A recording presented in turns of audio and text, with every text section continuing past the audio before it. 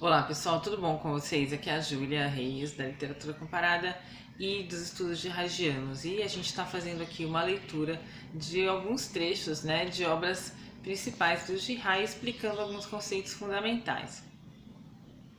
Uma coisa que é muito interessante agora, quando a gente adentra o território do texto do Gihá mesmo, sobre essas questões e esses livros que ele leu, dos romancistas franceses, identificando ali os processos da mediação, a presença do mediador nas histórias. Uma das coisas interessantes que ele fez foi distinguir quando o modelo está mais espiritualmente longe, ou quando ele está espiritualmente perto. Então ele vai mostrar que, por exemplo, quando em Dom Quixote, do Miguel de Cervantes, o Dom Quixote, lendo os romances de cavalaria, decide se tornar um cavaleiro andante, o modelo dele está sendo o quê? Os heróis da cavalaria. Então é um modelo com quem ele não rivaliza diretamente. Uma situação análoga, então a gente chamaria de mediação externa. O modelo está espiritualmente longe do sujeito. Uma situação análoga também acontece no Madame Bovary, porque a Emma Bovary, ela lê romances, de histórias de amor e tudo, e aí ela começa a desejar ter um amante. Então a gente tem modelos que são literários, que são as próprias histórias literárias ou personagens da literatura. E aí ele vai mostrar que as coisas ficam mais graves quando os modelos se conhecem, estão espiritualmente próximos, que é a situação da mediação interna. E aí ele vai analisar histórias em que essas disputas acontecem. E uma das características, assim, que é um pouco difícil às vezes de explicar, é esse dinamismo, e essa tensão que acontece quando uma pessoa coloca a outra num pedestal, quando ela elege aquela pessoa como um modelo, e aí ela começa a colocar e tirar aquela pessoa, aquele modelo do pedestal, Uma hora se achando superior moralmente, por exemplo, superior à pessoa, outra hora se achando inferior à pessoa, num estado que alterna, assim, um movimento de adoração, por esse modelo, e um movimento de ódio, de raiva, de rancor, de ressentimento contra esse modelo, dependendo de como esse modelo corresponde ou não ao que esse sujeito está esperando dele, Então, o Gihá, ele mostra isso muito bem, destacando essa zona sombria, esses sentimentos baixos. Então ele fala assim, na página 34 e 35, o impulso em direção ao objeto é no fundo o impulso na direção do mediador, o modelo, na mediação interna. Esse impulso é quebrado pelo próprio mediador, já que esse mediador deseja ou talvez possua esse objeto. O discípulo, fascinado por seu modelo, vê forçosamente no obstáculo mecânico que esse modelo lhe opõe a prova de uma vontade perversa para com ele. Então, quando o sujeito não consegue alcançar o objeto porque o mediador está ali, disputando aquele objeto também, ele identifica isso como uma vontade perversa contra ele, Longe de se declarar vassalo fiel, esse discípulo não pensa senão em repudiar os laços da mediação. Quer dizer, a pessoa começa a falar, não quero mais essa amizade, eu não quero mais assistir essa aula desse professor, por exemplo, Mas os laços da mediação, eles estão mais sólidos do que nunca, pois a hostilidade aparente do mediador, longe de lhe diminuir o prestígio, não faz senão aumentá-lo. Então, quando o sujeito coloca o outro acima dele e esse outro, parece, na interpretação do sujeito, desprezá-lo, essa adoração ainda aumenta, O sujeito está persuadido de que seu modelo se julga demasiadamente superior a ele para aceitá-lo como discípulo. Então o sujeito experimenta por esse modelo um sentimento dilacerante formado pela união desses dois contrários, que são a mais submissa veneração e o mais intenso rancor. Eis aí o sentimento que chamamos de ódio, ou seja,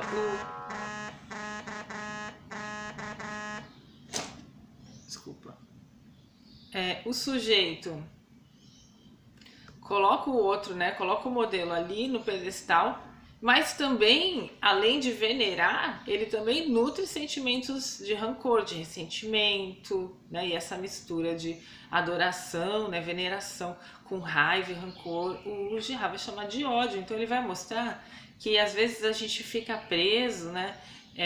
Por exemplo, né? Você começa a gostar de um professor, admirar as aulas dele, e aí você pode ficar um pouco preso nessa veneração, e aí qualquer aluno que vai lá tirar uma dúvida, você já fica com ciúme, ou você já, qualquer momento que você não consegue falar com o professor, você já fica com ódio e rancor, e aí quando o professor te dá uma atenção, acabou todo o ranço, acabou. Naquele momento você, pum, coloca de novo no pedestal, percebe esses movimentos? Então é uma coisa pra gente se observar, né, fazendo essas coisas. E se questionar, nossa, eu tô assolado por sentimentos baixos, deixa eu me analisar e refrear esses sentimentos, entender esse processo, né? Apenas o ser que nos impede de satisfazer um desejo que ele próprio nos despertou é verdadeiramente objeto de ódio. Então, como o mediador desperta um desejo que às vezes o sujeito não consegue realizar, num objeto que ele não consegue alcançar, aí ele vira esse objeto de ódio. E quem odeia, segundo o Girard, odeia primeiramente a si mesmo, em razão da admiração secreta que o seu ódio encobre. A fim de esconder dos outros e de esconder de si mesmo essa admiração desvairada, ele não quer enxergar mais em seu mediador senão um obstáculo. Então começa essa rivalidade. O papel secundário desse mediador passa desse modo ao primeiro plano e dissimula o papel primordial de modelo religiosamente imitado. Aí vão acontecendo processos dilacerantes dessa rivalidade, né? Na disputa que o opõe a seu rival, o sujeito inverte a ordem lógica e cronológica dos desejos com o fim de dissimular sua imitação.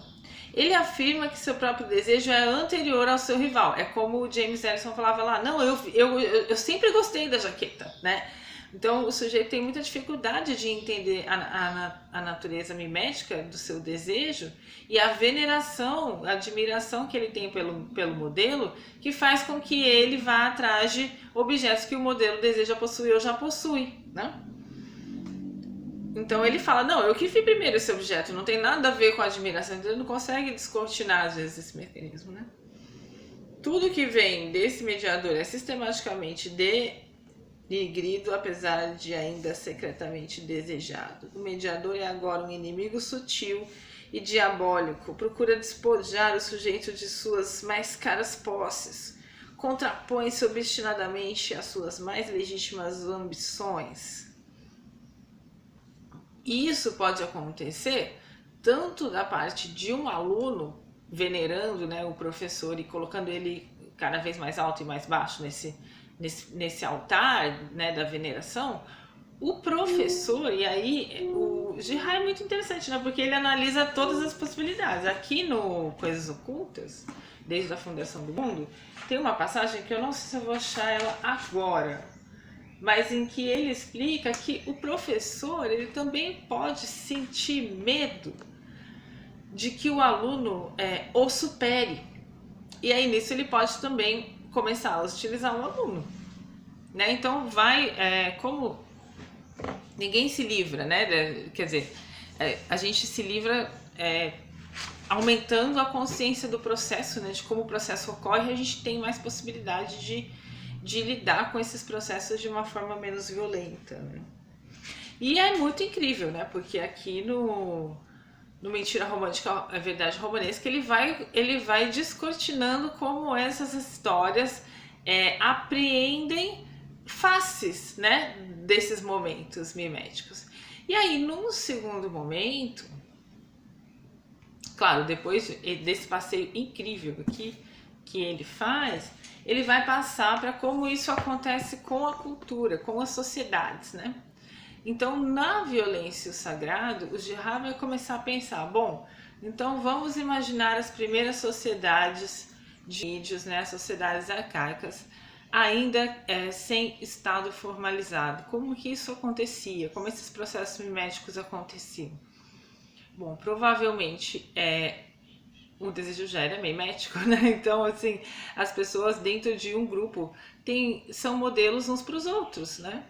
E tem os outros como modelo. Então, a probabilidade de elas começarem a disputar os mesmos objetos é muito grande. Então, aqui ele diz, né, que o conflito pode se intensificar, né, porque o desejo mimético tem um poder assim de ser contagioso, ele pode se agravar quando pessoas de um mesmo grupo envolvem-se em um conflito disputando o mesmo objeto. O conflito pode se intensificar e desintegrar todo o grupo, né, por esse fato que dentro da comunidade todos são modelos e, né, as pessoas são modelos e tem os outros como modelo. Então esse potencial é enorme, né? E aí, para manter a harmonia social, seria preciso encontrar um mecanismo de controle dessa violência social endógena, né? Dessas tensões sociais. E aí ele percebe, investigando mitos que contam como que as sociedades arcaicas surgiram e costumes também dessas sociedades e também estudos, né, de antropólogos sobre essas sociedades arcaicas, ele começa a perceber que o sacrifício, né, o ritual, o linchamento, eles demonstram como que aquela sociedade encontrou um mecanismo de controle da violência social endógena, que foi o mecanismo do bode expiatório. Então, ele fala, agora estou me citando, né, eu explicando de Hack na tese. A forma com que as sociedades combatem a violência é também violenta, pois é empreendida através de um sacrifício ritual ou de um linchamento de uma única vítima. Como observa Girard, a violência de todos os integrantes da comunidade precisa ser purgada diversas vezes através do sacrifício de uma vítima expiatória. E aí a gente tem o insight do Girard,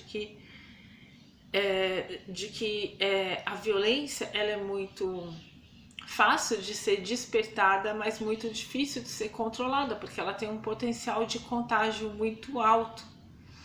E aí as pessoas podem, né, então supondo, assim, 2 integrantes da comunidade foram caçar, eles começam a disputar a mesma caça, eles voltam, um volta com a caça, outro volta sem a caça, eles dividem a comunidade, cada um conta uma história, a comunidade fica lá a ponto de brigar, e aí decide que a culpa toda desse perrengue aí foi do estrangeiro, por exemplo, de um cara que acabou de chegar, foi ele que deu azar pra gente depois que ele chegou, entende?